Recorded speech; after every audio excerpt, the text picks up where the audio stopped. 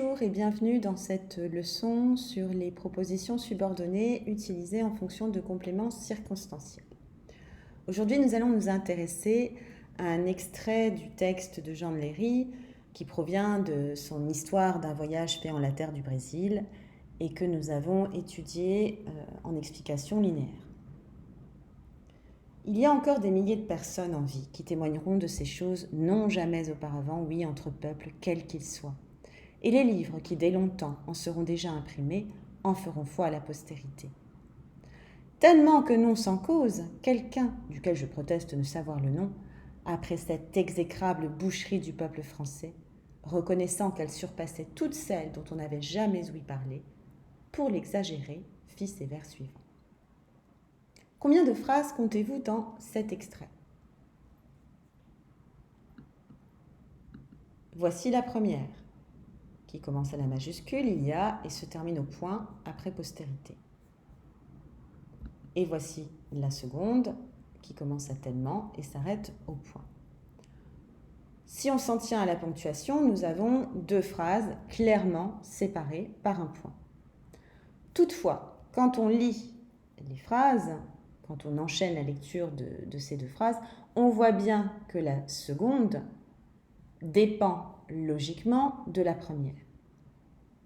Elle est la suite logique. Et comment voit-on bien qu'il s'agit d'une suite logique, que les phrases sont vraiment reliées sur le plan logique entre elles ? Eh bien parce que Léry utilise ici tellement que. Alors, quelle est la classe grammaticale de ce tellement que ? Eh bien, vous reconnaissez une conjonction de subordination, tellement et que. Quel est le lien logique entre les deux phrases ?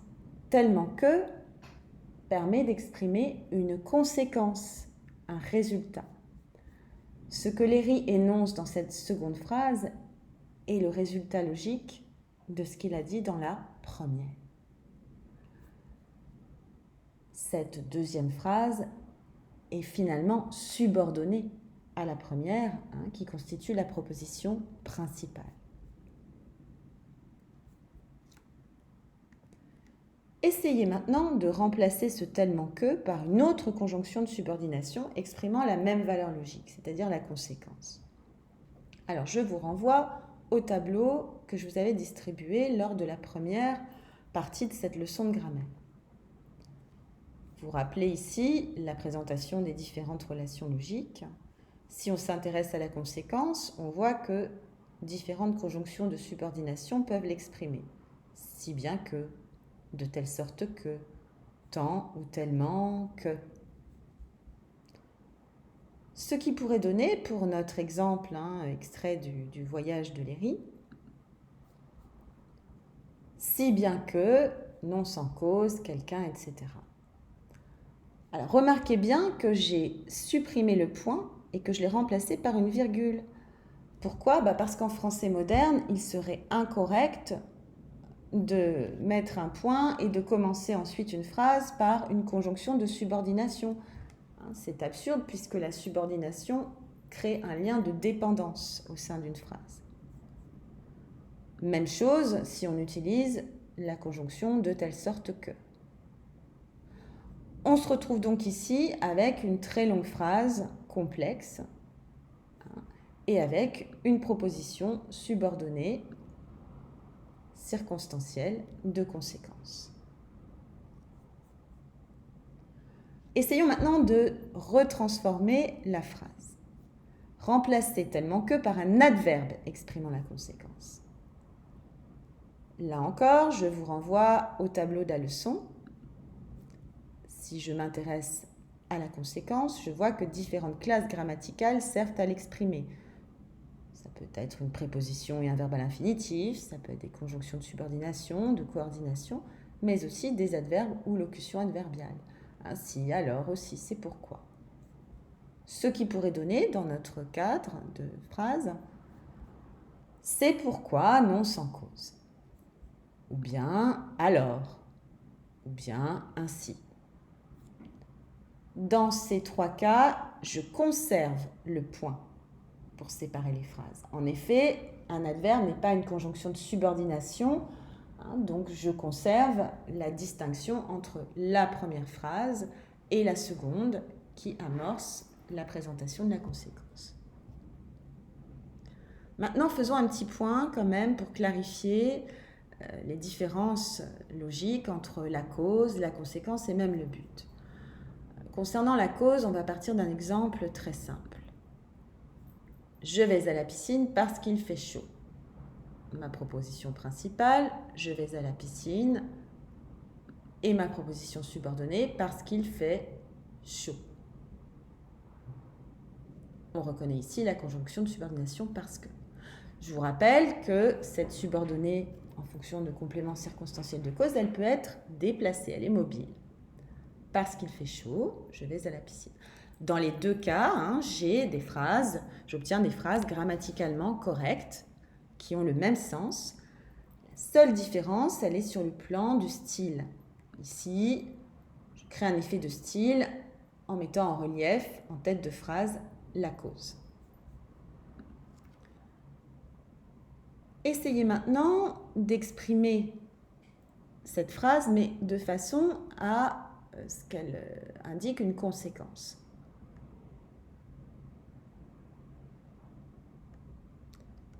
Il fait chaud, de sorte que je vais à la piscine. J'ai ici ma proposition principale, il fait chaud, le constat de départ, et la suite logique, de sorte que je vais à la piscine. C'est le résultat de ce constat exprimé dans la proposition principale. Faites un test maintenant. Essayez de déplacer cette proposition subordonnée. De sorte que je vais à la piscine, il fait chaud. Ça ne fonctionne pas. C'est totalement incorrect, ça n'a aucun sens. Premier constat, contrairement à la proposition subordonnée circonstancielle de cause, la proposition subordonnée circonstancielle de conséquence n'est pas mobile. Elle est toujours postposée à la principale et ça paraît évidemment logique puisqu'elle exprime un résultat. Toujours en partant de cet exemple de la piscine et de la chaleur, essayons d'exprimer le but. Je vais à la piscine pour me rafraîchir. Ici, on reconnaît la préposition pour et ici le verbe à l'infinitif. Pas de verbe conjugué. On est donc ici dans un groupe prépositionnel. Est-ce que je pourrais exprimer ce complément circonstanciel de but par une proposition subordonnée? Tout à fait, je pourrais utiliser pour que, afin que. Je vais à la piscine pour que je me rafraîchisse. Ce qui pose néanmoins problème dans cette deuxième transformation, c'est qu'on se retrouve deux fois avec le pronom je dans la principale et la subordonnée et qu'on est contraint d'utiliser un verbe au mode subjonctif. Ça alourdit considérablement et inutilement la phrase. Dans ces cas-là, il vaut mieux privilégier le groupe prépositionnel. Pour terminer sur ces trois nuances, cause, conséquence et but, rappelez-vous bien que la conséquence présente le résultat logique d'un fait exprimé dans la proposition principale, alors que le but met en évidence la finalité, l'intention par rapport au fait énoncé dans la proposition principale. Revenons à l'exemple extrait du texte de Léry. Repérez dans cet extrait un complément circonstanciel de but, quelle que soit sa classe grammaticale.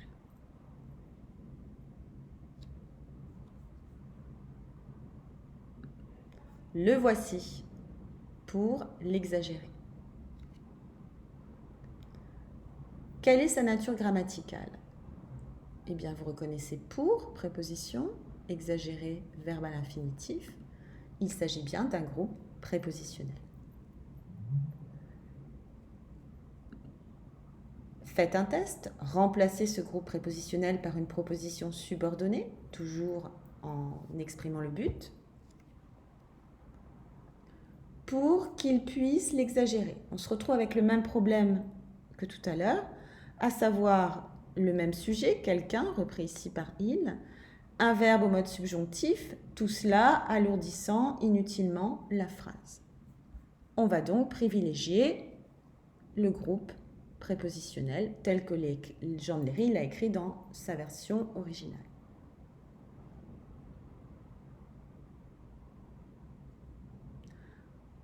Voilà pour la leçon du jour, apprenez-la sérieusement et la prochaine fois, je mettrai en ligne une série d'exercices concernant ces différentes relations logiques et les propositions subordonnées.